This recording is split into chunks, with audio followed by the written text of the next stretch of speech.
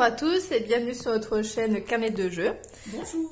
Donc aujourd'hui on va vous parler de nos jeux purement duo. Donc on a sélectionné nos jeux de ludothèque qui sont exclusivement à 2 joueurs. Donc d'abord on va vous les présenter, puis après on vous fera notre top chacune, donc de notre côté. Voilà. Donc on va commencer par vous en présenter un. Ouais. Je vais commencer par celui qui est, je pense, le plus ancien dans ma ludothèque, qui est du coup Shoten Totem. C'est une petite boîte qui est pas très compliquée et on a un peu le même esprit que le poker pour les cartes en fait. Donc on va avoir une ligne au milieu qui va être la zone qu'on va essayer de se départager, donc on est l'un contre l'autre. Et on va essayer de faire des résultats de chaque côté, des combinaisons, et de remporter le territoire. Donc par exemple, si hop, là j'ai 3-9, je vais avoir un résultat brelant de ce côté. Donc si le joueur, l'adversaire, fait une suite de couleurs, un brelant plus élevé, bon là ça va être compliqué parce que c'est un 9. Dans ce cas-là, c'est l'adversaire qui remporte, et sinon c'est moi qui remporte le territoire. Donc l'objectif c'est d'avoir des territoires, de mémoire c'est 3 territoires adjacents ou 5 territoires sur l'ensemble de la ligne. J'ai oublié le mot. Il y a un terme. La majorité Ouais, mais on conquérir. Ouais, on le... Revendique. On revendique, c'est ça. Merci. On va y arriver. On revendique le territoire, et voilà. Donc quand on atteint le bon nombre, on remporte. Les cartes, on peut les compter parce qu'en fait, il y a une carte de chaque couleur de chaque nombre. Donc si le 6 jaune il est passé, dans ce cas-là, on sait qu'il ne repassera pas. Donc ça joue aussi pour la stratégie. Et on a également des cartes spéciales, pour le coup, on n'a jamais joué avec. Donc je ne pourrais pas spécialement vous les présenter, mais il y a des cartes avec des actions spécifiques qui vont probablement durcir un peu le jeu. Mais je trouve déjà que le jeu de base est très bien. Il faut savoir aussi qu'il existe une version Shoten Totem 2 qui est une version asymétrique. Donc ça veut dire qu'on n'aura pas les mêmes cartes. Alors après, exactement ce qu'il y a dans l'autre boîte, je ne sais pas. Mais je trouve que justement, c'est ce qui est sympa dans ce jeu, c'est le fait qu'on joue avec les mêmes cartes. Donc personne n'est avantagé et chacun fait un peu à sa sauce. Et ben, je range le matériel. Est-ce que tu as ajouté quelque chose sur ce jeu? Non, c'est bon. On en parlera un peu plus de nos avis sur ces jeux à la fin, avec notre classement. Donc moi pareil, je vais vous présenter un jeu que j'ai depuis un petit moment, qui est Codenames Duo. Donc il peut se jouer à plus de 2, mais après c'est par équipe, on va dire. Voilà, ça reste quand même du face à face. Hein. Donc le but de Codenames Duo, c'est de faire c'est de la coopération, et c'est de faire deviner des cartes. Voilà, à son coéquipier qui est en face de nous en fait. Hein. Et en fait les cartes on va avoir un plan posé en fait devant soi. Hop, avec des cartes. Donc par exemple on va positionner 5 par 5 et on va devoir dire... Voilà, pour exemple on va faire 3 par 3. Mais... Voilà. Et on doit du coup par exemple, qu'est-ce qu'on peut dire Du coup par rapport au plan, si là on prend juste le bas du plan, on doit faire deviner aux autres les cases vertes qui sont, je sais plus quoi, c'est les personnes à retrouver. Oui. Et par contre, celui-ci c'est l'agent, il me semble. Oui. L'agent secret qui ne doit pas nous démasquer. Donc ça veut dire que pour faire deviner, par exemple, ces deux-là, il faut trouver un mot clé qu'on va donner à notre coéquipier et qui va devoir trouver les deux cartes, les 2 ou plus cartes correspondantes. Donc je sais pas, Louvre et Poudre, ça pourrait être la Révolution par exemple pour le tableau. Et voilà, donc l'autre après il faut qu'il arrive à trouver ça. Par contre il faut être sûr qu'il va pas se tromper avec cette case là qui est minuit, et peut-être que lui il va penser à autre chose avec le Louvre, visiter le Louvre la nuit, minuit ça peut marcher. Donc voilà, et par contre s'il trouve cette case là, on a perdu. Ouais, voilà. Par exemple, on va dire Révolution 2 et du coup la personne sait qu'il y a 2 cartes du coup à trouver. En sachant qu'on a un nombre de tours à faire, donc des fois on est un peu obligé d'essayer de faire deviner plusieurs cartes à la fois, mais parfois la personne ne trouve pas. Donc si c'est juste que c'est pas la bonne carte que la personne montre, ça va, mais si elle montre du coup cette carte là qu'il faut pas, du coup la partie est terminée. Voilà. Donc voilà, c'est un jeu que j'ai depuis un petit moment, que je sors de temps en temps avec des personnes qui sont pas forcément initiées aux jeux de société. Quand je suis avec une amie par exemple, et puis voilà. Donc ouais, mais c'est un jeu d'ambiance. Mais voilà. Stratégique. Mais c'est pas facile. Enfin, ça va dépendre un petit peu des personnes avec qui on joue. Si on se connaît un peu plus, ça va. Sinon, on a un peu plus de difficulté à faire deviner à la personne ce que l'on pense, quoi. Et après, il y a un petit mode un petit peu plus campagne, mais que j'ai pas forcément fait pour le moment. Voilà, qu'on doit démarrer. On démarre à un endroit et puis c'est le nombre de cartes, je crois que l'on a. Enfin, bon, je m'avance pas trop là-dessus, voilà, mais il y a un petit mode en plus que l'on peut faire et il faut cocher les différentes étapes pour avoir tout réussi. Donc voici pour Codenames Duo. Et tu connais la différence par rapport au Codenames classique? Non, pas spécialement, non. Enfin, c'est peut-être ce mode de jeu-là. Ouais. Ça doit être assez proche au final. En tout cas, il y a plein de versions de Codenames différentes. Il y en a avec des images, il y a des licences. Ouais. Donc voilà, il y a de quoi correspondre à vos envies et aux envies des joueurs autour de la table. Puis comme vous pouvez voir, il y a pas mal de possibilités, donc on peut y jouer beaucoup de fois avant de connaître le plan et... Oui, alors là, il y en a même beaucoup. On peut pas se souvenir du plan, parce qu'en plus, à chaque fois, les cartes sont aléatoires aussi là. Donc même si vous jouez 10 parties avec une seule carte, vous n'aurez pas les mêmes cartes là, donc vous n'aurez pas les mêmes parties. Et puis il y a un deuxième paquet que j'ai même pas ouvert. Oui. Je pense qu'on peut, avec d'autres boîtes, on doit pouvoir récupérer aussi des mots-clés d'autres boîtes pour pouvoir avoir d'autres possibilités. Donc bon, avant que vous ayez fait le tour du jeu, être fait. Voilà. Donc voilà, moi c'est un jeu que j'ai depuis un moment, donc s'il est toujours là, c'est qu'il m'intéresse bien. Donc ça se joue donc à partir de 12 ans et pour des parties d'environ 15 minutes. Alors moi je dirais que c'est un peu plus long quand même, mais ça dépend avec qui on joue. Ouais, je pense pas. Je crois que nos parties sont plus longues que ça. Oui, tu as au moins une demi-heure. Ouais, une demi-heure je pense. Non, d'ailleurs, en général, on peut voir que les jeux qui sont exclusivement 2 joueurs, en tout cas que nous on a, c'est des jeux qui sont quand même assez courts et pas très compliqués. Il n'y a pas vraiment de jeux qui demandent une grande expertise. Alors après, peut-être que dans d'autres catégories de jeux, des wargames, des comme ça, où en général c'est des parties très longues, mais sinon c'est beaucoup de jeux d'ambiance ou accessibles à tous. Ouais. Lequel je vais vous présenter après? Allez, Splendor Duel. Donc ça c'est pour le coup le dernier qui a rejoint Maludo. C'est une version 2 joueurs de Splendor si vous avez déjà joué. Pour le coup j'ai pas joué à Splendor classique, mais celui-ci il m'intéressait. Donc le système, donc on a un plateau central avec des jolis, je crois que ça s'appelle des privilèges, petits jetons privilèges.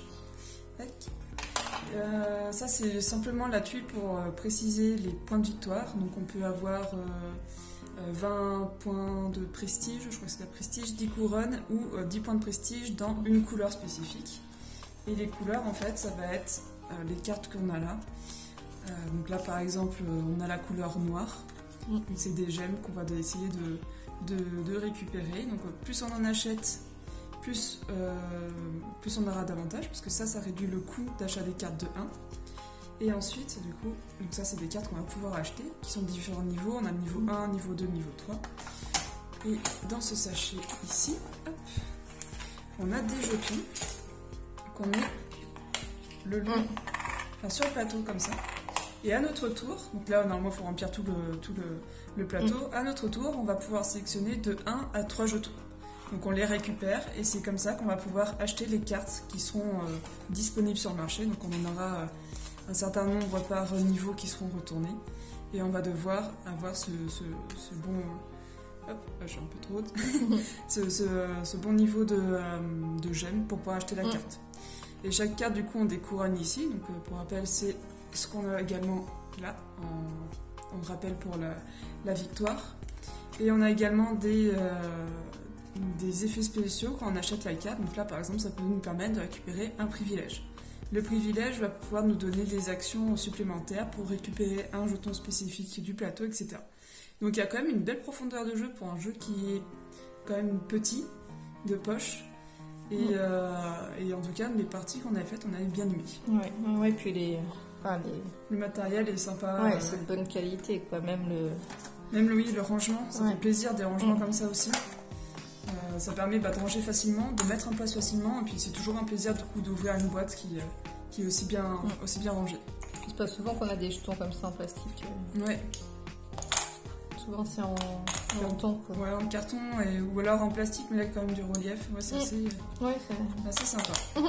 Et le petit sachet est aussi dedans, le sachet noir, qui nous permet de remettre en place petit à petit le jeu. Voilà. Et puis comme tu dis, c'est un petit format, donc c'est aussi intéressant. C'est ça, c'est d'avoir une petite boîte avec un jeu quand même assez poussé, quoi. C'est ça. Donc là, c'est la version exclusivement 2 joueurs, et il y a une autre version, je crois, qui va jusqu'à 4 joueurs. Les différences, je ne saurais pas vous dire parce que je n'ai pas joué à l'autre. Mais je sais que celui-ci a été très bien perçu, même par des joueurs qui avaient joué à l'autre. Ouais, donc là, ils disent une demi-heure et à partir de 10 ans pour Splendor Duel. Mais je pense pour le coup, on est bien à une demi-heure de jeu. Oui. Ça va dépendre un peu de comment on joue, mais globalement, c'est ça. Alors, moi pareil, moi je vais continuer avec mes jeux que j'ai depuis un petit moment. Donc Kauna. Donc Kauna, c'est un jeu qui dure à peu près aussi une demi-heure à partir de 10 ans également. Donc Kauna, en fait, c'est un petit peu la conquête de territoire. Hein. On va avoir donc un plateau de jeu qui va représenter un groupement d'îles. Chaque joueur va se retrouver donc d'un côté du plateau, donc soit du côté des poissons, soit du côté de la tortue qui est là. Donc ça permet de bien se repérer par rapport ensuite aux cartes, donc ça c'est plutôt bien. Comme ça on peut positionner les cartes dans notre main par rapport au plateau. Ça permet de repérer où est positionné les îles en fait. Donc là, du coup ça va être cette île qui est là. Donc au début de la partie, chaque joueur va avoir 3 cartes en main, il va avoir une petite rivière de pioche de 3 cartes face visible et après le reste c'est face cachée. La partie se déroule en 3 manches. La première manche, le gagnant gagne 1 point, la deuxième manche il gagne 2 points et la troisième manche avec la différence par rapport aux éléments du jeu, je sais plus comment ça s'appelle ça, mais je sais plus, c'est la majorité sur les îles. Ouais.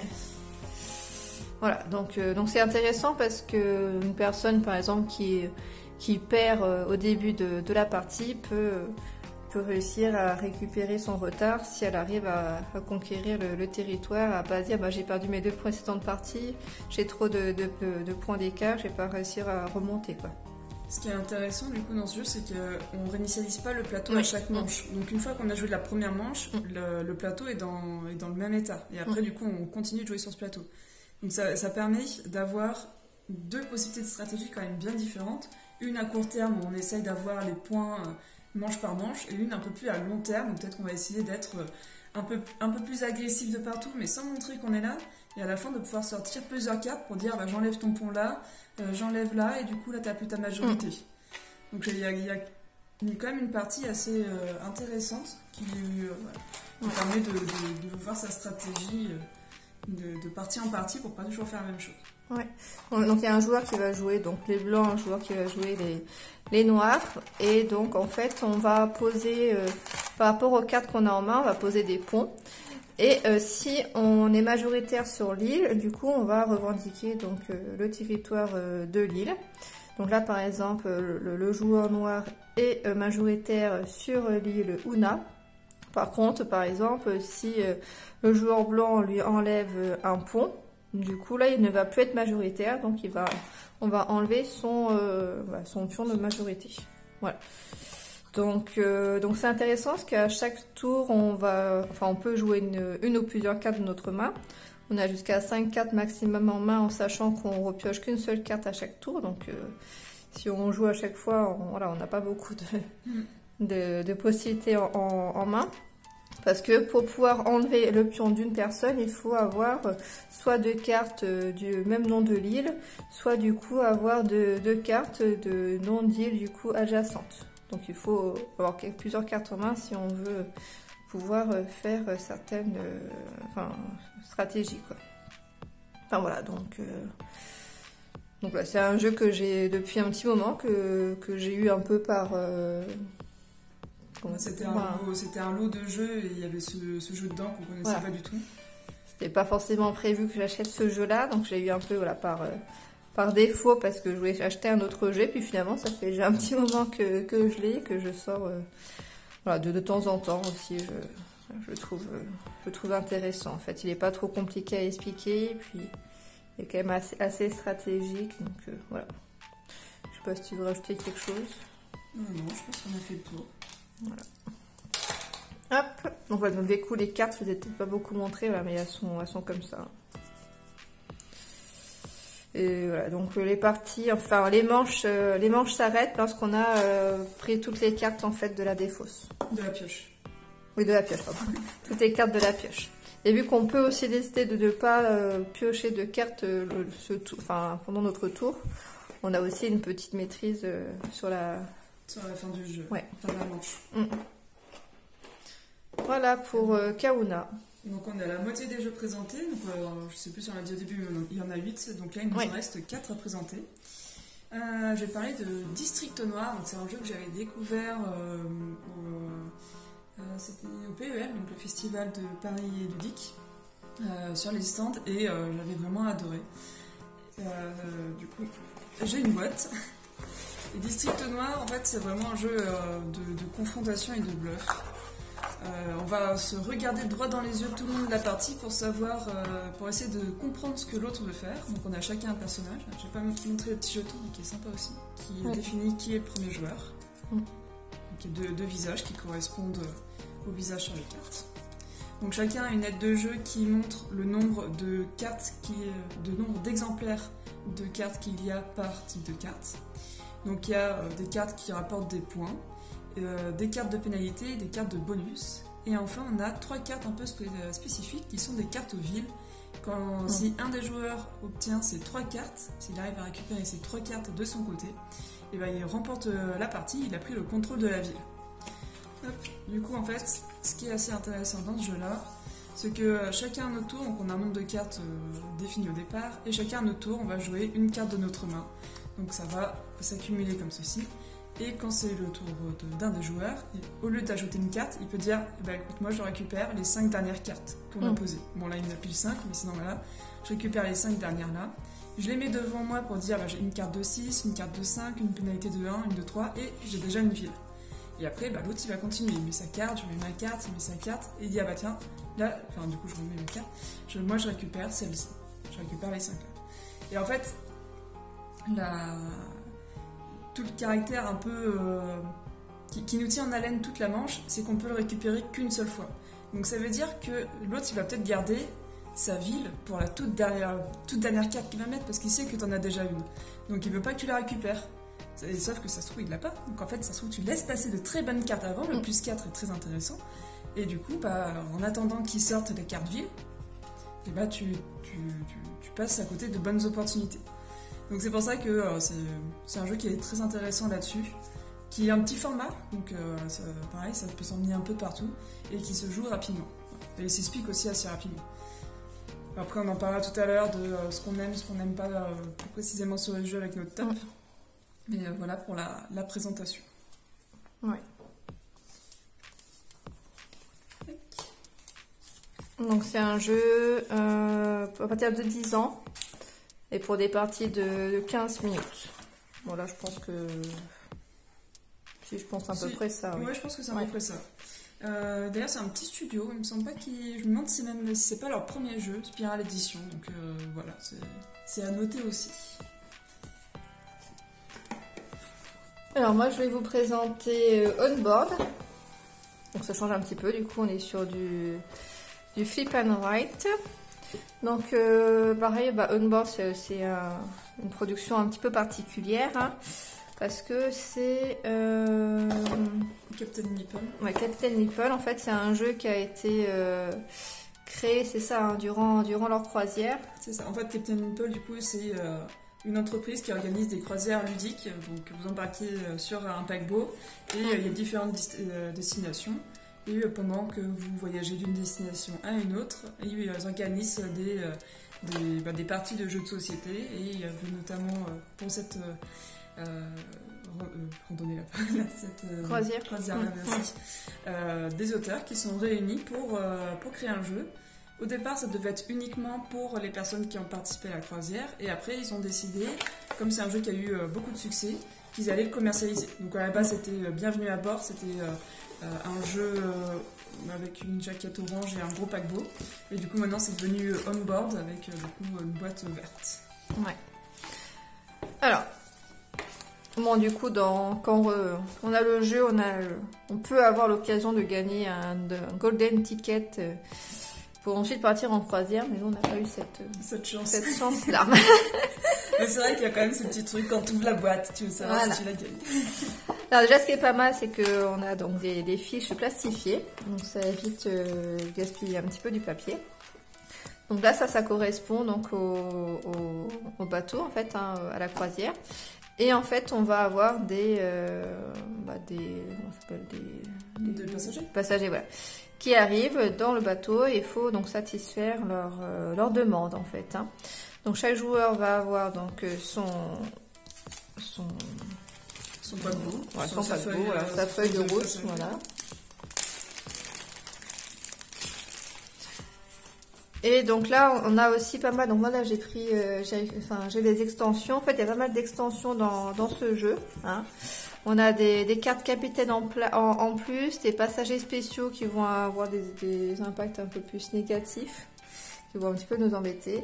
Et puis on a tout ce qui va être aussi bagages, hein, qu'on va devoir récupérer dans notre main et qui vont avoir des avantages sur la suite du jeu, en fait, hein.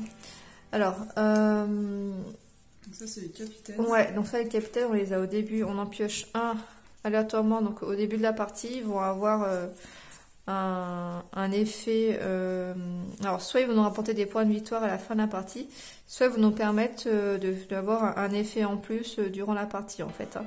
Et en fait cet effet là on peut pas le faire n'importe quand, on va pouvoir le faire seulement au moment des escales. Mais moi je crois qu'il y a 3 escales durant le jeu. C'est celle-ci. Voilà. Donc en fait ces cartes là vont être mélangées dans la pioche, en fait, et quand on tombe là-dessus, je crois du coup, enfin, si on souhaite, on peut faire l'action, il me semble. Je me souviens plus trop, mais je sais que je crois qu'il y a un truc comme ça, mais en tout cas, voilà. Qui sont là. Ouais. On va compter les points qu'on a. Ouais. Et c'est. Alors en fait, c'est des points, à chaque fois qu'on a cette carte-là qui arrive, on va comptabiliser le score qu'on a sur la fiche, en fait. C'est ça. C'est un peu c'est un peu pour savoir checkpoints. Oui, c'est ça. Des checkpoints. En cours de partie, puis du coup il y a celle donc, qui est tout à la fin. Donc on va avoir des objectifs, hein, qu'on récupère. Et il faut donc essayer d'y répondre, hein. Et donc on va avoir donc des personnages qui vont donc avoir des demandes particulières, hein. Et il va falloir essayer de les satisfaire. Des personnages qui ont des impacts négatifs aussi, hein, sur notre jeu, en fait, hein. Et en fait, donc certains vont demander à être plutôt en 3e classe.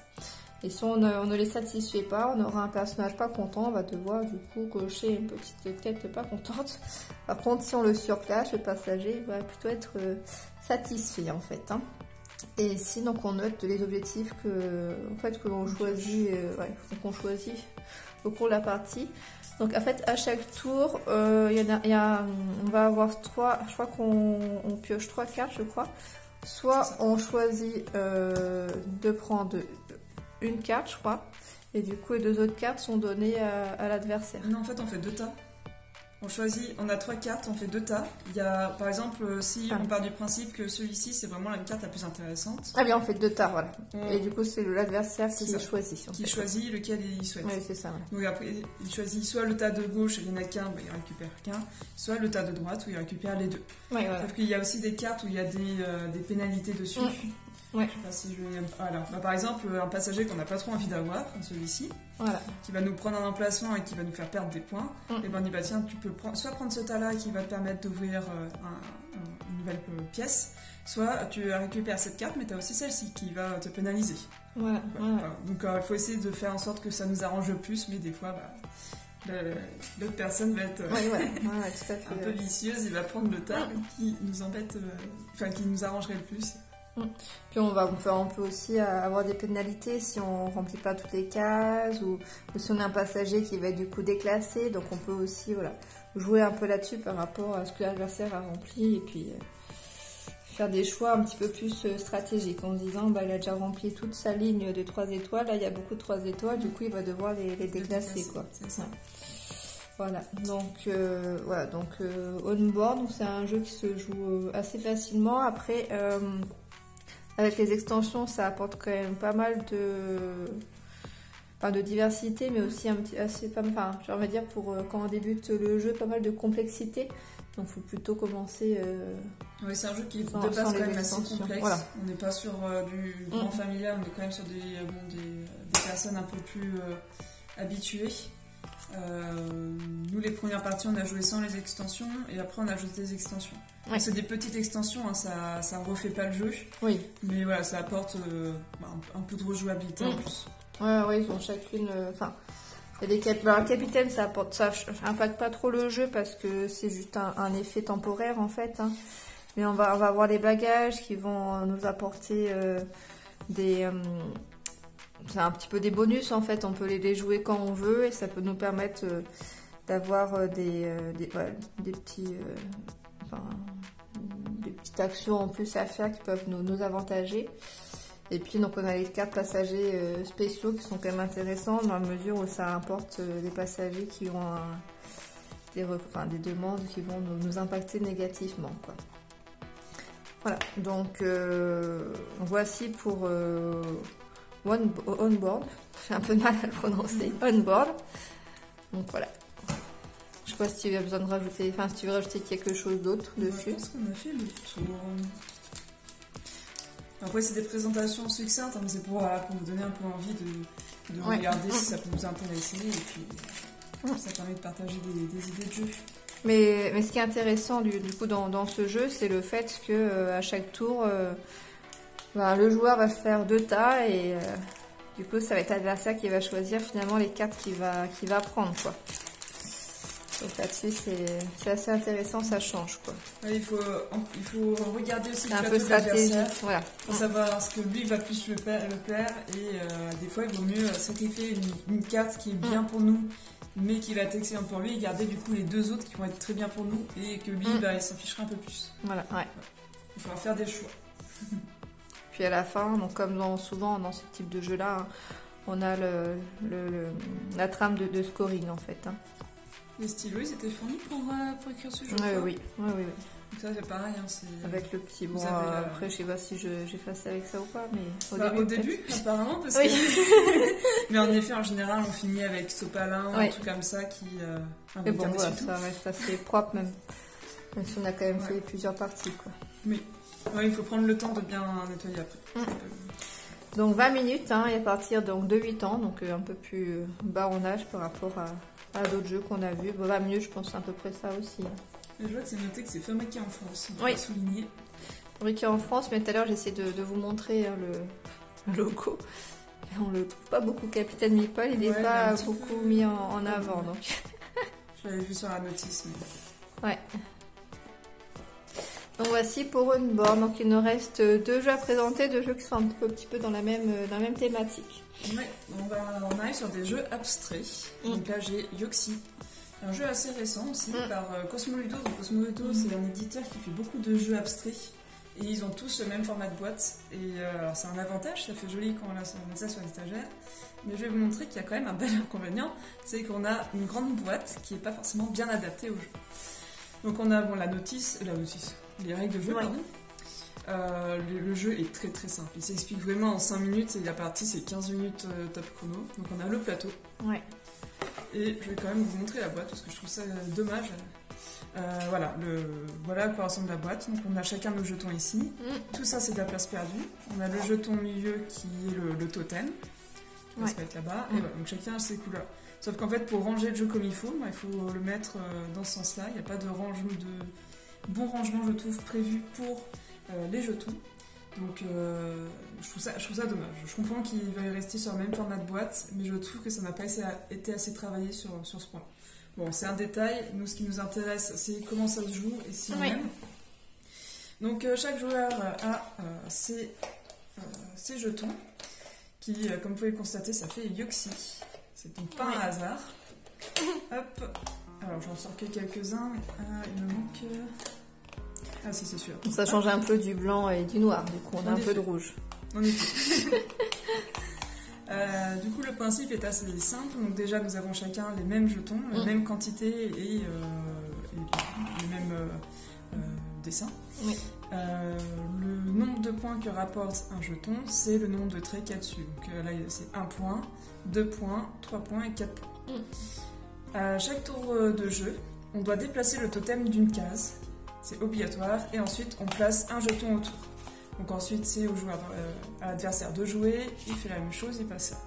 On peut passer par-dessus nos jetons, mais pas par-dessus les jetons de l'adversaire. Donc le but, ça va vraiment être de réussir à se placer correctement pour bloquer le totem. Donc on va dire qu'on joue un peu rapidement. Hop. On commence à se dire, ça commence à être bloqué. On va mettre un peu plus de valeur pour les jetons. Tac. Bon, je triche un petit peu. Et au bout d'un moment, du coup, on va arriver à un moment où le totem il est coincé. Il ne peut plus bouger. Et on va compter le nombre de points qu'il y a autour. Celui qui a le plus de points, bon là, il n'y a pas vraiment de suspense. Celui qui a le plus de points remporte la partie. Donc ça se joue très vite. 15 minutes, on y est. Et même des fois, c'est moins parce que une erreur de jugement, ça peut nous bloquer et terminer le jeu. Et j'ai essayé plein de stratégies différentes. Et à chaque fois, on trouve toujours un moyen quand même de s'en sortir. Donc voilà, un bon jeu abstrait. Le seul que j'ai moi dans ma ludothèque. Et voilà, je le trouve très très bien. En plus de les jeux d'échecs. J'ai quand même les jeux d'échecs. Ouais, c'est un peu la mathématique. Moi j'ai eu juste un peu de mal moi des fois avec le rond parce que pour moi ça fait 0. Donc des fois je me fais avoir, je crois que Karine elle est à 0 autour du totem. Alors qu'en fait ça fait quand même 1 point. C'est ça. Et parce que même parce qu'il y a les croix et les ronds, donc ça peut porter. Et je pense que c'était un peu, c'est un choix qu'ils ont voulu garder. Et après ils ont mis d'autres lettres. Mais... Oui, la thématique est intéressante. Le fait de dire ça fait. Enfin, je trouve ça intelligent de dire ça fait 1 point, 2 points, 3 points, ça change quoi. Surtout que s'habituer. Le nombre de pièces est limité. Donc au début, on a tendance, est-ce que ça donne une stratégie, je sais pas, mais on a tendance à mettre plutôt des petits parce que le totem, on peut commencer. Alors on commence toujours au milieu, mais le totem il va bouger et des fois on fait le tour et après ça repart. Donc si vous mettez directement des 4 points, au bout d'un moment, il y en a que 3 je crois par personne. Si évidemment vous n'allez plus les avoir. Donc quand votre totem il va être coincé là-bas, vous ne pouvez plus en ajouter. Oui, parce que oui, c'est ça, en fait, il y a plus de... Il y a plus de 0, enfin de 1. De 1, de 2, il y a quelques-uns de 3, et 4, il n'y en a que 3 de... Ouais, et du coup, là, si on fait des petites piles, là... Ah, il y a quand même pas mal de 3. Là aussi, en fait, ils sont pareils. Ouais, ils sont pareils, il y a juste celui-ci qui sont à 3. Voilà, donc on a fait une découverte. Voilà. Voilà, mais voilà. En général, on commence par les 0, les 2, on va commencer à les mettre dans des endroits un peu stratégiques. Quand on voit que ça commence à se refermer, on sort les 3, et le 4, c'est vraiment l'un des derniers. En fait, en général, quand on fait le dernier mouvement, quand on pense que c'est le dernier mouvement, il faut le mettre. Parce que ça rapporte tellement de points que... Et c'est ceux qui sont tout autour du totem, donc même ceux en diagonale qui comptent. Comme ça, hop, on compte même ceux qui sont dans les angles. Ouais. Bon, ça m'est jamais arrivé de rentrer dans cette configuration-là. Être en plein milieu et être tout entouré. Mais voilà, même si vous êtes sur les côtés, celui-ci il compte par exemple. Voilà. Ouais, ça change. Ouais. Ouais. Bon, on a vite fait le tour, mais c'est aussi, pour moi, c'est l'un des avantages de ce jeu. Hein. Il s'explique en quelques minutes. On fait une première partie histoire de bien comprendre comment ça fonctionne, et après c'est bon. En général, on fait plusieurs parties, donc c'est quand même signe que c'est un bon jeu. Et au moins la revanche, oui. Et bon, c'est vrai que là, on a le pion au milieu, et c'est tout, quoi. Il n'y a pas. Ouais. Attends, je suis un peu maniaque. Hop. Ça y était présent, mais c'est vrai que ça évite d'abîmer le plateau. Ouais, et après, la boîte de jeu est quand même pas. Enfin, bien, moi j'aime bien. Mais quand on va sur leur stand, qu'on les voit mis comme ça, alignés, avec tous parce que moi j'ai que celui-ci. Mais sinon, en fait, ça fait une tranche comme un livre. Ah oui. Et ça fait vraiment chouette. Donc je comprends qu'ils veulent garder le format, mais je trouve que, en tout cas pour ce jeu, parce que pour les autres, je ne sais pas, ça a pu être mieux agencé à l'intérieur. Pour qu'on puisse vraiment bien ranger les jetons. Bon, après, ça rentre quand même. Hein, mais... Moi, je suis fan des boîtes comme ça. J'ai l'expédition perdue qui est comme ça, et je trouve que ça fait classe, quoi. Ça évite de s'embêter à tirer le couvercle. Et je pense que les boîtes s'abîment moins au final. Parce que moi, j'en ai cassé plusieurs de boîtes. Les grosses boîtes, quand elles ont une tranche en général, quand on appuie dessus et que ça fait ressortir l'air, et ben ça m'a déchiré plusieurs là. C'est vrai que c'est assez agaçant quand on essaye de bien prendre soin de ces jeux. Donc ce système-là, je trouve que ça marche bien. Ouais. Bah ouais, enfin ça oui. Enfin moi j'ai l'expédition perdue qui est comme ça. Je crois pas en avoir d'autres. Non, il n'y en a pas beaucoup. C'est plus cher. Et bah dernier jeu. Même thématique. Hive Pocket. Donc son petit sachet, donc là pour le coup c'est un peu plus transportable. Le jeu c'est vraiment Hive et Pocket c'est la version pour le voyage. Oui. Mais vous pouvez, il y a différents formats qui existent pour ce jeu. Oui, il y a en plus gros quoi. Alors, donc là il y a une petite extension avec le code-porte là. Mais sinon du coup le jeu... non, c'est que le... c'est que le code-porte. Ouais. Ah oui, ok. Pardon. C'était rajouté après, mais moi il fait partie de... Il fait partie de la version Pocket. Il y a ça à regarder parce qu'en effet, il me semble que les différentes versions n'ont pas les mêmes extensions, enfin pas les mêmes insectes du coup. Alors, bon, ceux qui sont pas trop fans d'insectes, j'espère que ça ira quand même. Ça va, c'est pas très réaliste. Ça va. Ouais, il y en a quand même qui ont du mal à... Ouais, bah c'est vrai que les araignées, oui. Alors, donc en fait... Fermez les yeux, écoutez-nous juste. On est un petit peu sur une thématique abstraite aussi, un petit peu sur une thématique de jeux d'échecs. Là, moi, j'aime bien les matériels. Hein, voilà, ils sont beaux, c'est incrusté dedans, c'est en couleur, voilà, c'est... Et ça tient bien à l'usage.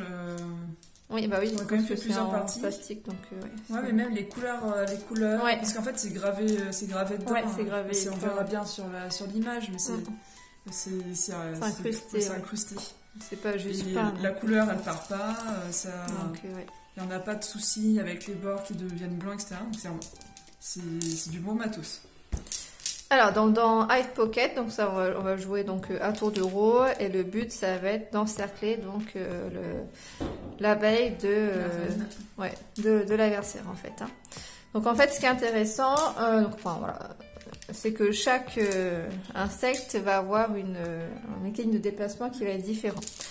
Donc, ce qu'il faut savoir, c'est que la reine, hein, donc l'abeille, on doit la poser obligatoirement à partir, au maximum entre le premier et le 4e tour.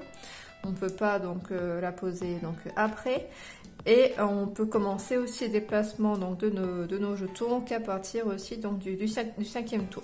Donc les 4 premiers tours, on est obligé de déplacer et de déplacer adjacent à l'un de nos premiers jetons. Parce que sinon, quand on pose donc un jeton, il faut forcément qu'il soit adjacent à notre couleur. On ne peut pas le poser à côté de l'adversaire. Sinon, on va tout de suite entourer l'abeille.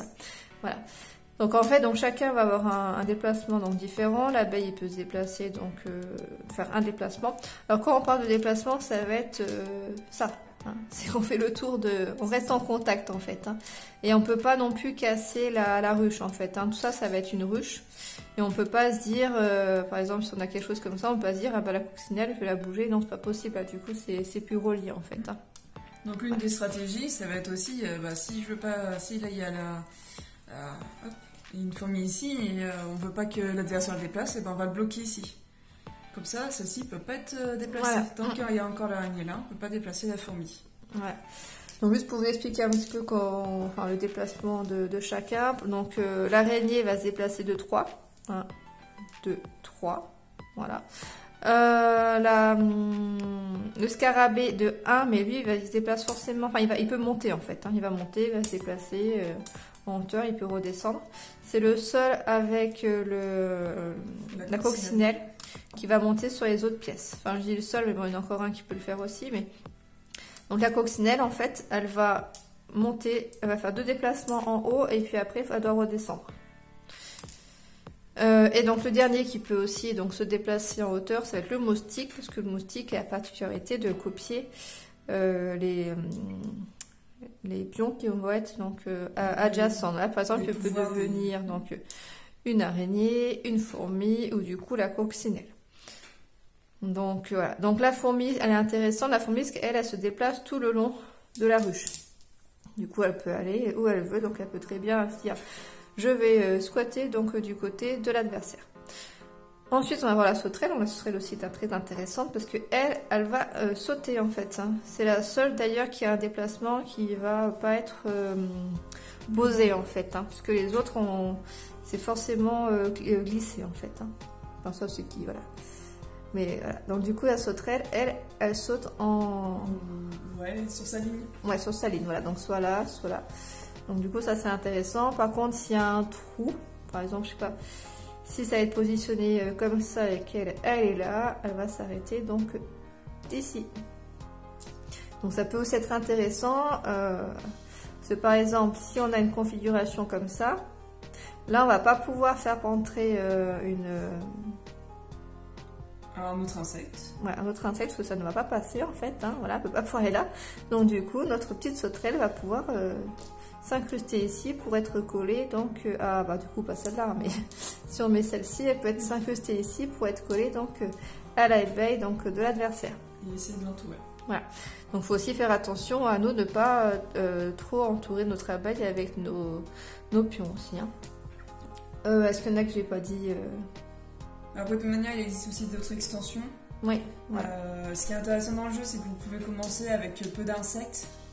Et pouvoir rendre de plus en plus difficile en ajoutant de nouveaux. Ouais, après ça se prend en main rapidement en fait, oui. Quand même. Oui, parce après, que il y a le colporte, lui en fait il va copier le... Non. Non, il permet de déplacer un pion donc adjacent, donc il peut déplacer celui-là. Celui-là il peut pas parce que du coup il est collé, il fait la liaison en fait de la ruche. Voilà. Donc après il existe une version noir et blanc. Mais après, beaucoup, je crois que toutes les extensions sont là par rapport à Hive Pocket, il y a juste le colport en plus. Voilà, donc c'est un jeu qui se joue aussi, la durée peut être plus ou moins longue selon, on va dire, l'expertise des joueurs. Mais sinon, c'est quand même assez court, et pareil que pour Yoxi, donc on y rejoue parce que si on a perdu, on veut y rejouer, et puis s'il y a égalité, on veut savoir qui gagne du coup au final, quoi. Je sais pas si tu as quelque chose donc à rajouter sur Hive Pocket. Non, pour moi c'est tout. C'est tout bon. Ok, voilà, je remballe dans mon petit sac de transport. Je le dis souvent parce que Yoxi n'a pas de sac. Ouais. Il y a une grosse boîte. Alors, c'est une coïncidence, hein, mais on a chacune 4 jeux en fait pour. Exclusivement à 2 joueurs. Voilà. Parce qu'on a beaucoup de jeux qui se jouent à 2, mais exclusivement à 2 au final, il n'y en a pas tant. Voilà. Et puis je n'ai pas inclus Alfing, voilà. Parce qu'il y a également un mode solo. Mais voilà. Dans la nouvelle version. Mais voilà, de base c'est un jeu aussi qui se joue à 2, mais ils ont inclus du coup d'autres modes. Puis là j'ai d'autres jeux, moi beaucoup aussi qui se jouent soit à 1, soit à 2 joueurs. Mais voilà, il y a aussi une thématique solo. Là on a pris des jeux de base qui n'ont pas inclus le solo avec. C'est ça, on voulait mettre en avant les jeux qui se sont spécialisés pour 2 joueurs. Parce qu'au final, aujourd'hui, je comprends le choix des éditeurs de mettre des plages plus importantes pour que ça concerne plus de personnes. Et voilà, donc il y a quand même des jeux qui jouent le jeu, de faire que pour deux personnes. Ouais. Donc là, on va vous faire un petit peu un classement. Allez, on se retrouve du coup pour faire le top. Donc pour simplifier les choses, je vais faire mon top et Aurélie du coup va commenter, va va dire également ce qu'elle pense des jeux. Et petit à petit, on va potentiellement transformer ce top pour arriver au top d'Aurélie. Donc moi, celui qui est en dernier, pour moi, c'est Codenames. Alors je suis d'accord que c'est un bon jeu d'ambiance, mais c'est vrai que c'est plus aujourd'hui le genre de jeu que je recherche. Je cherche des jeux un peu plus stratégiques, et pour des jeux d'ambiance, vu que l'objectif c'est pas d'avoir une très grande ludothèque, en jeu d'ambiance j'essaye plutôt d'avoir des jeux qui sont à des publics plus larges pour le coup. Alors on est sur 2 ou 4, en tout cas après c'est par équipe, et voilà, je préfère où ça peut convenir à un plus grand nombre de personnes. Alors, je rejoins un peu Karine. Après, moi, c'est un jeu que je garde parce que je m'arrive de sortir avec des personnes qui ne sont pas forcément initiées au jeu. Ça permet voilà, de passer quand même une bonne soirée. Et voilà, c'est quand même intéressant. Après, en effet, ça ne va pas faire partie du top de mon classement non plus. Par rapport au jeu que j'ai, que Karine a également, quoi. Donc après, quel jeu tu mets? J'hésite entre deux. Je pense que ça va être Kavuna. Alors après, c'est aussi un peu normal que les jeux qui sont dans ma ludothèque, comme je les préfère, ils vont plutôt être en haut. Oui, bah oui, c'est normal. Voilà. Donc c'est intéressant de voir ton top. Donc je mettrai Kavuna du coup en 7. Parce que, pareil, c'est plus aujourd'hui le genre de jeu auquel j'aime plus jouer. Je trouve qu'il manque un petit peu de stratégie. Ça convient plus à des joueurs plus occasionnels, je trouve. Il y a quand même de la stratégie derrière, mais ce n'est pas mon préféré. Après, je te rejoins aussi. Après, moi, je joue surtout en solo ou à deux, du coup, avec Karine. Hein, mais du coup, on n'est plus trop sur des jeux comme ça, mais je garde, voilà, si quand je joue avec des personnes qui sont pas du tout... forcément experts en jeu, voilà, qui veulent pas des parties trop longues ou que c'est pour jouer un peu le soir. Après là, moi il y a District Noir aussi, moi où je suis pas forcément c'est pas forcément tu peux mettre sur la pile parce voilà. Que c'est voilà, donc moi ça se jouait un petit peu entre Kaona et District Noir, enfin là, ça se joue un peu entre les trois. Après là, je mets quand même District Noir un petit peu au-dessus parce qu'il y a un peu plus de stratégie, un peu plus de complexité, surtout que comme Nems, hein, qui est assez simple hein, dans la mécanique, hein, elle n'est pas forcément facile à résoudre, hein, voilà, mais c'est pas, y a pas. Puis c'est la coop, hein, en fait. Hein, Codenames, c'est le seul jeu. Ouais. Qu'on a en coop, donc le pauvre il se trouve tout en bas, mais voilà. Mais... Au moins on en a un voilà. Dans le classement. C'est vrai qu'à 2 joueurs il n'y a pas beaucoup de coop. Ouais, mais du coup c'est vrai que on peut quand même le reconnaître cela. Oui.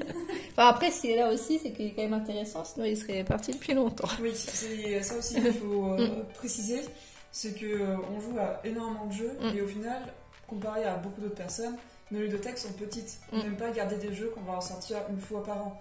Donc s'ils sont là, c'est qu'ils sortent régulièrement, qu'ils ont tout leur intérêt par rapport à notre entourage, avec les gens avec qui on joue. Et forcément, il y a des jeux que nous on préfère parce qu'on joue à beaucoup de jeux, mais que quand on a de la famille qui vient, des amis qui jouent moins, qui viennent, et ben il faut aussi des jeux qui soient accessibles à tous. Ouais.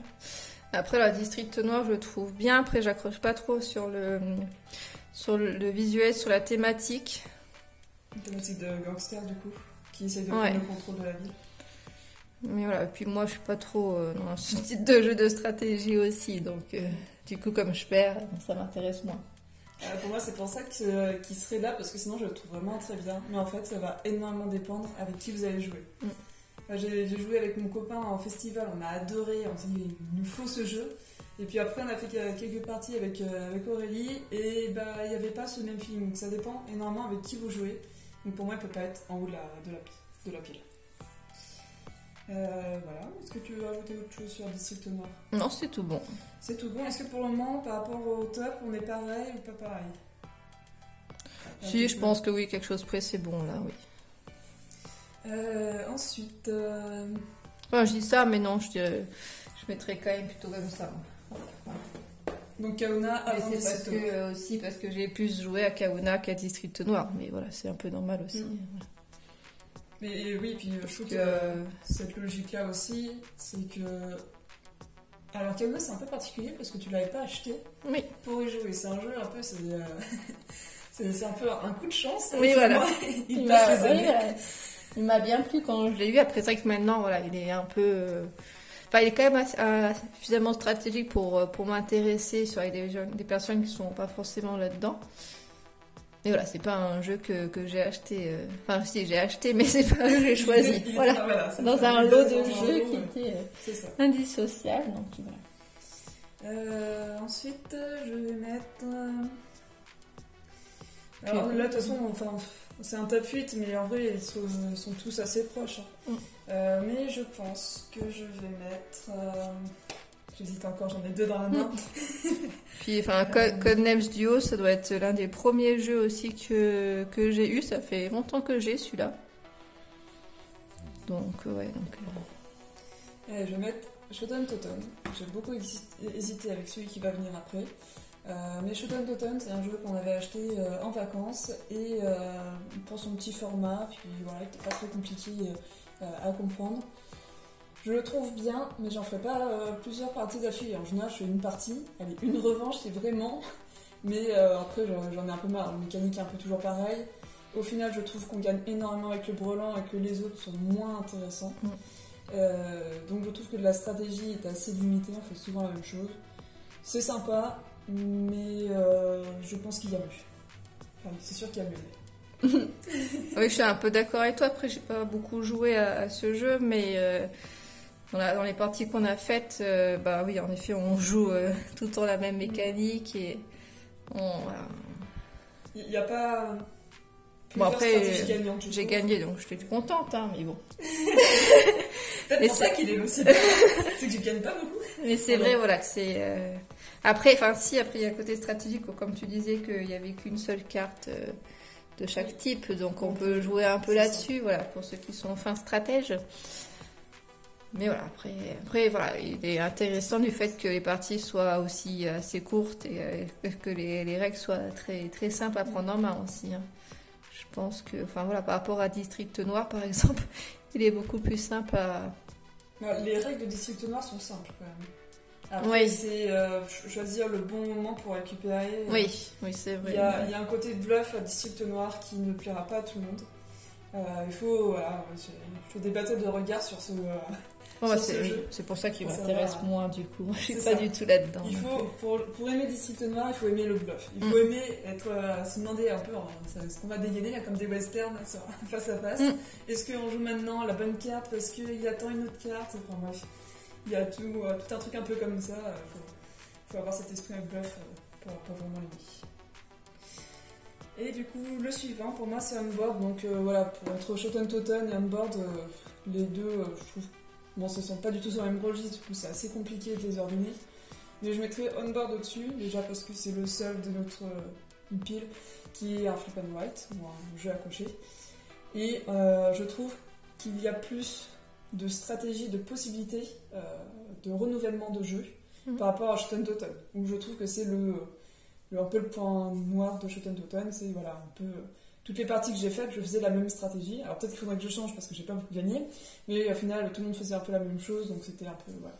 Dans Onboard, on a vraiment déjà le plateau qui évolue sous ses yeux, donc ça c'est quand même génial.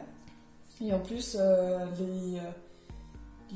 le système de on fait 2 piles et on laisse l'autre choisir, ça peut chambouler la partie, et puis c'est à ce moment-là aussi qu'on se marre en se disant yes, je voulais ça, ou alors non, je pensais que t'allais prendre l'autre pile. Une belle interaction sur ce jeu-là. Ouais, là-dessus, c'est vrai qu'il est bien. Après, ce que je peux lui reprocher un peu à Onboard, c'est que je trouve que des fois on se perd. Enfin, les icônes, il y a pas mal d'icônes sur les cartes. Je trouve que c'est pas forcément très clair. Il y a un soleil qui est. Enfin, des fois je perds un peu le sens. Il y a un soleil qui est dessiné. En fait, le soleil qui est dessiné, c'est un flash. Et ça, on avait du mal à le comprendre. Il y a un dé aussi, que des fois on peut dire que c'est un appareil photo. Enfin, voilà, on se perd un peu. Voilà, donc, il n'y a presque pas de texte et au final, il y a beaucoup d'icônes. Donc les cartes, voilà, on comprend quand même bien, mais parfois là, je trouve que sur les icônes du soleil, donc du dé là, et puis du vert, parfois on perd un peu le sens en fait, mais c'est des demandes en fait des passagers quoi, mais voilà, c'est un peu là-dessus où c'est un petit peu un peu dommage, même si c'est une aide de jeu, hein, mais sinon voilà, moi pour l'instant il est bien là-haut, je trouve. Oula, il a failli descendre bien bas. Oui. Je pense qu'il y a aussi, il n'y a pas beaucoup de jeux accrochés qui ont une forte interaction avec les autres. Et c'est un gros point fort de Onboard, c'est qu'on a la possibilité d'orienter le jeu de l'autre avec justement ces histoires de piles. Ouais. Alors que beaucoup de jeux accrochés, Flip and Wrap ou White, c'est chacun devant sa fiche et chacun fait de son mieux. D'ailleurs, je pense que c'est pour ça voilà, qu'on l'aime bien, parce que voilà, justement les autres jeux, il n'y a pas cette dualité. Et puis voilà, c'est un jeu qui est que à 2, hein, beaucoup de Flip and White, c'est de 0, non, mais de 1, Il faut au moins 1 ou 2, voilà, ça dépend. Et jusqu'à des fois ça a plus vraiment de sens.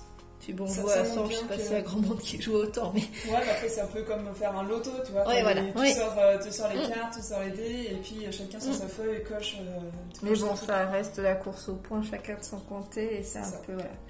On a un petit peu cartographeur, que j'ai aussi, où il y a un petit peu voilà, d'impact sur l'autre joueur, du fait qu'on va récupérer à un moment donné sa feuille de jeu, voilà, mais pas autant que on-board. Ouais, ça reste quand même très limité.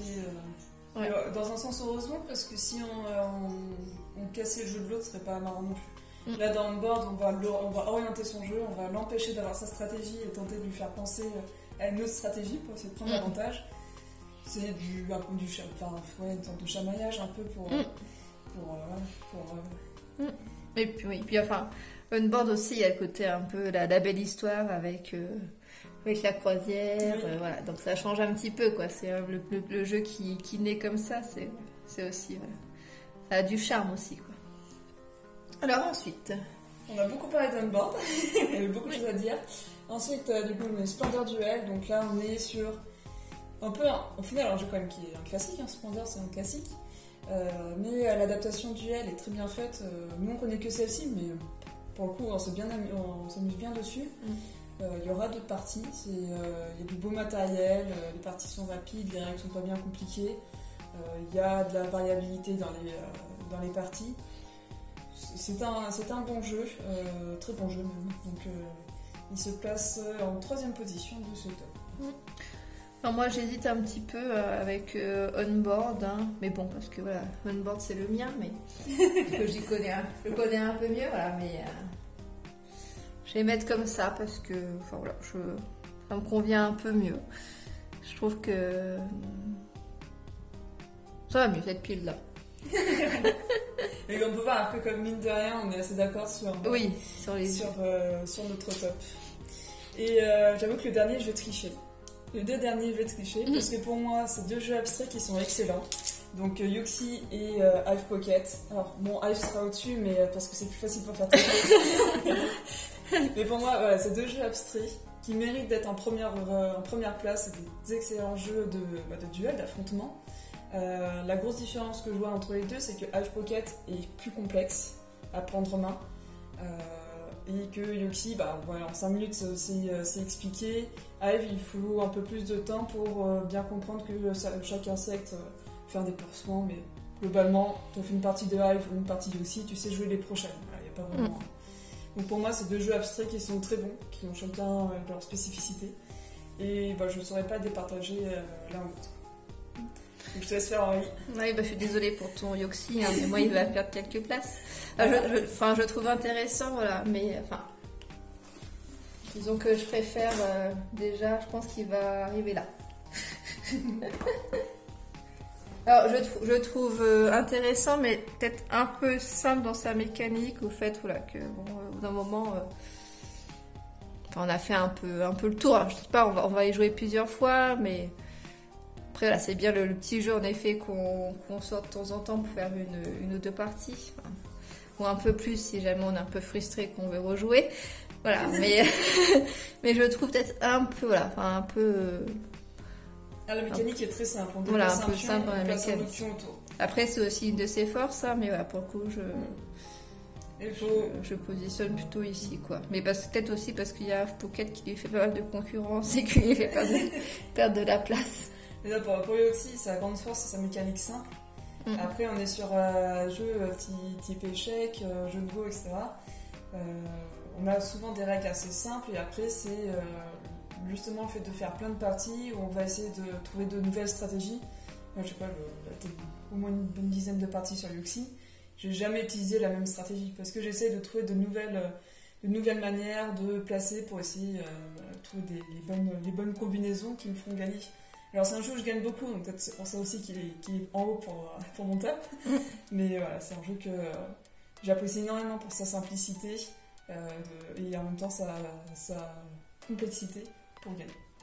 Ouais, après, avoir une vision de l'espace qui...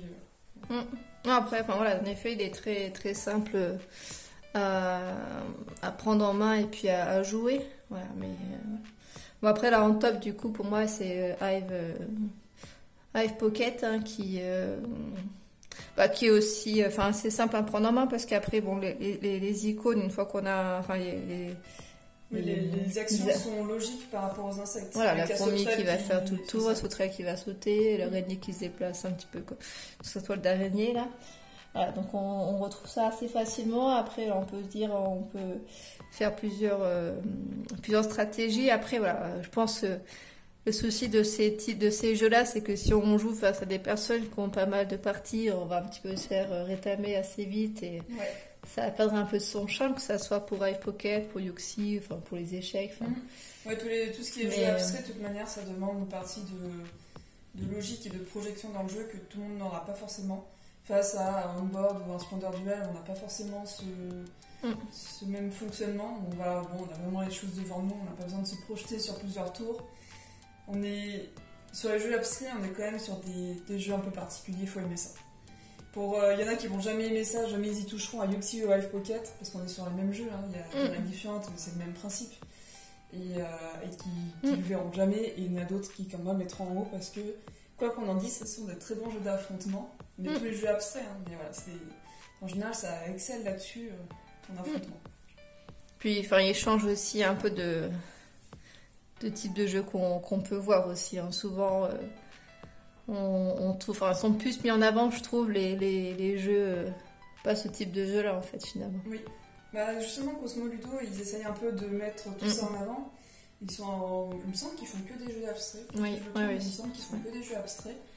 Et bon, c'est vrai que Yoxi m'a tapé dans l'œil en festival aussi, et je vais le garder un bon moment dessus. Parce que là aussi c'est le seul que j'ai au final, mais en plus de jeux d'échecs. Moi c'est pareil. Après ça fait partie des jeux où je vois pas vraiment intérêt d'en avoir plusieurs. À moins de vraiment aimer les jeux abstraits, etc. Sinon t'en as un, t'en as un quoi. Bon là, une chacune, et comme ça, voilà. On change un peu. Et après, en effet, certaines personnes ne vont pas du tout accrocher sur ce type de jeu-là, quoi. C'est pas les mêmes personnes avec qui on joue. On est sur des jeux un peu particuliers. Si on enlève Yoxi et Hive Pocket, vous avez des jeux qui se ressemblent beaucoup. C'est vraiment une catégorie à part. Bon, voilà, du coup, pour notre top, la présentation de nos jeux, donc purement à 2 joueurs. Donc, j'espère que ça vous a plu. Vous pouvez aussi retrouver sur notre chaîne, donc dans le même style de vidéo, il y a la vidéo, donc la présentation des jeux purement solo, et sinon vous avez aussi une vidéo des jeux à partir de 6 joueurs. C'est ça. Voilà. N'hésitez pas du coup à nous dire en commentaire quels sont les jeux que vous préférez. Peut-être que Codenames pour vous c'est le top du top. Dites-le nous. Voilà. Aussi vous nous conseillez aussi d'autres jeux donc à 2, parce que on a purement 2 joueurs. Voilà, purement à 2 joueurs, on n'a pas non plus testé des masses en fait, parce que souvent ils sont à 2 voire plus. Voilà, donc n'hésitez pas à nous dire en commentaire s'il y a d'autres jeux que vous nous conseillez, comme ça on se fera un plaisir de soit les tester, soit de vous dire que ça nous a moins intéressés. Exactement. D'ailleurs, je pense que si on rejoint nos deux ludothèques, on doit être à une centaine de jeux, je pense, peut-être un peu plus. Au final, on a 8 jeux qui sont exclusivement de joueurs. Donc, je pense que c'est pas ceux qui sont le plus représentés en magasin, chez les éditeurs. Donc, autant qu'on en parle, peut-être qu'on passe à côté de belles pépites. Moi, je suis même pas sûre qu'on ait 100 jeux à deux. Il faudra qu'on les compte. Ouais, je pense qu'on est pas loin en tout cas. Ouais, peut-être. Enfin voilà. Donc, on vous dit à bientôt sur une prochaine vidéo. Et puis, amusez-vous bien. Salut!